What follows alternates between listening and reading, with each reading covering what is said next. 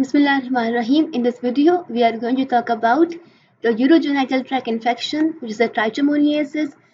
The two species of the trichomonas, Trichomonas vitis and Trichomonas vaginalis, we are going to discuss in this video. So let's get started. So firstly, we have its outline, its introduction, history, morphology, habitat, life cycle, pathogenesis, clinical features, treatment, and prophylaxis. Now, firstly, we have its taxonomic classification that it belongs to the kingdom Protoctista and phylum Protozoa, animal like Protoctista, their subphylum Metamonidida, class Parabasilia, order is Strachomonidida, family is Strachomonidida, and their genus is Strachomonas, and their species Strachomonas vaginalis, Strachomonas vitis, Strachomonas tenax, Strachomonas hominis. Firstly, we have its introduction. The thing to understand here is that, like other flagellates, protozoal parasites, it is not having a cyst stage. It is a obligate. It depends on the host, so it is only having a trophozoite stage. As we know that trophozoite stage is the infection causing stage, and cyst stage is the dormant stage. So it is not having a cyst stage or dormant stage. So it will have many species, but Trichomonas vaginalis is most important because it is infecting the humans, and Trichomonas hominis, Trichomonas vitis, Trichomonas tenax. These all are the species of the Trichomonas. Trichomonas vaginalis also infecting the animals and humans. Trichomonas vitis infecting the bovines, means cattle, buffaloes, while the Trichomonas tenax infecting the dogs especially. Now we have a history of Trichomonas vaginalis. That Trichomonas vaginalis was first observed by Alfred Francois Donnet in 1836 in vaginal secretion. So when he was observing a vaginal secretion of a woman, so he found that parasite. Now we have its morphology. In morphology, the first thing to understand is that the number of flagella. Okay, so number of flagella varies in many species of the Trichomonas, approximately from 4 to the 6. Some have 4, some have 5, some have 6. So in case of the Trichomonas vaginalis, it is having a 5 flagella. You can be asked in your exam that how many flagella having a Trichomonas vaginalis. So related to such question, it can be asked in your exam.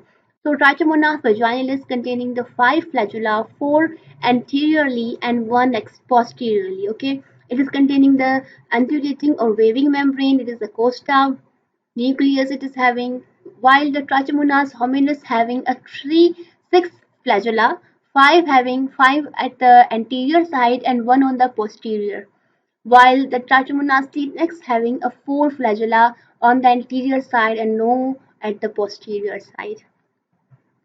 Now the habitat of the Trichomonas vaginalis, so where it lives.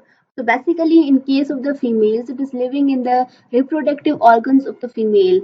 For example, in the vagina, cervix, also found in the Bartholin's gland, urethra, urinary bladder. In case of the males, it is living in the anterior urethra and may be also found in the prostate and perpetual sac. Now the life cycle of Trichomonas vaginalis, it need only one host, either a male or female. It need only one host to complete a life cycle. It is having a direct life cycle, we can say that. And their trophozoite cannot survive without outside the host, as I already told you that it is not having a cyst stage, so how can it survive?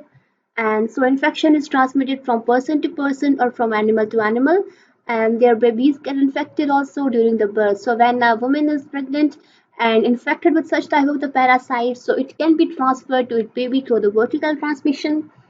And trophozoite divide by binary fission. Here the asexual type of the reproduction occur binary fission, and trophozoite are infected form. Pathogenesis, so what causes it a pathogenic? So basically, it secretes some type of the enzymes that disturb the glycogen level and lowers the pH of the vaginal fluid. So these enzymes are cysteine, proteases, lactic acid, and acetic acid. Now we have a clinical features that infection is asymptomatic, particularly in men. Okay, so a person is infected or animal is infected, we cannot know that he is a he's having a infection with the Trichomonas vaginalis. We cannot know. Okay, so infection may be asymptomatic, particularly in men's. So some men may develop urethritis, epididymis, and prostatitis. In females, it produce severe periodic vaginitis with an offensive yellowish green, often fruity discharge. Dysuria means painful urination, and dyspareunia. An incubation period from 4 days to 4 weeks. Their treatment is metronidazole. It is given to the patient having such type of the infection. 2 gram orally as a single dose and 500 milligram orally twice a day for 7 days. And their prophylaxis means their prevention are same as for other infections due to the STDs, sexually transmitted diseases. Now we have a Trichomonas fetus. Trichomonas fetus, as we know that it is a bovine trichomoniasis. Trichomonas fetus causes a bovine trichomoniasis. It is a contagious genital protozoal infection of cattle, cause infertility, means cannot reproduce, and early embryonic loss. If a cattle is pregnant already and infected with such type of the parasite, so it can dose its embryo, abortion can occur, and pyrometra. Now you can see over here a picture of a Trichomonas fetus, microscopical picture of Trichomonas fetus. So basically, a study by Richard Fellison found that found that identification of Trichomonas fetus using a polymerase chain reaction. So this is a picture of that one. You can see over here it is containing the flagella and an underluting membrane. Now we have a morphology of it. So how many flagella contain the Trichomonas fetus? Basically three flagella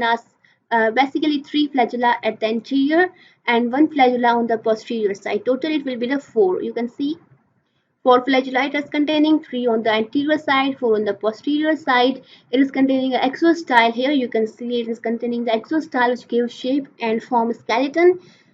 So the term hydrogenosome was introduced in 1973, a structure found in the Trichomonas fetus.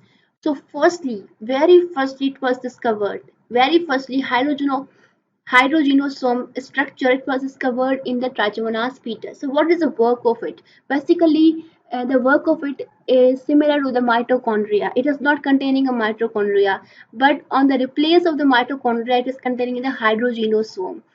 But the difference is that between the mitochondria and hydrogenosome is that the end product of mitochondria is oxygen, while in case of the hydrogenosome, it is the molecular hydrogen.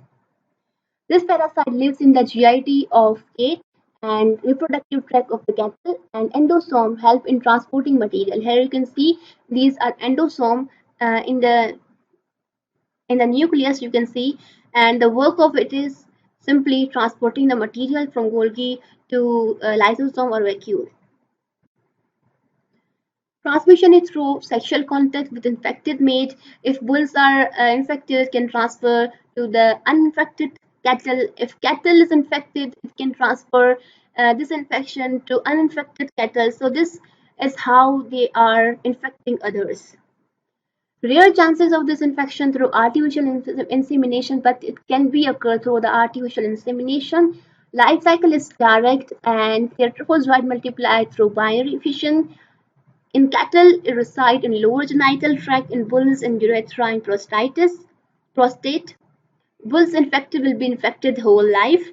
When Trichomonas fetus in uretus, it causes low-grade endometritis. There's a chronic endometritis. If someone is having a chronic endometritis, so it can have a infertility also. But in case of low-grade endometritis, means this is not a very severe endometritis. Abortion may also occur before the 4 month. So this is all about the Trichomonas fetus and Trichomonas vaginalis. Hope you understand and thank you so much.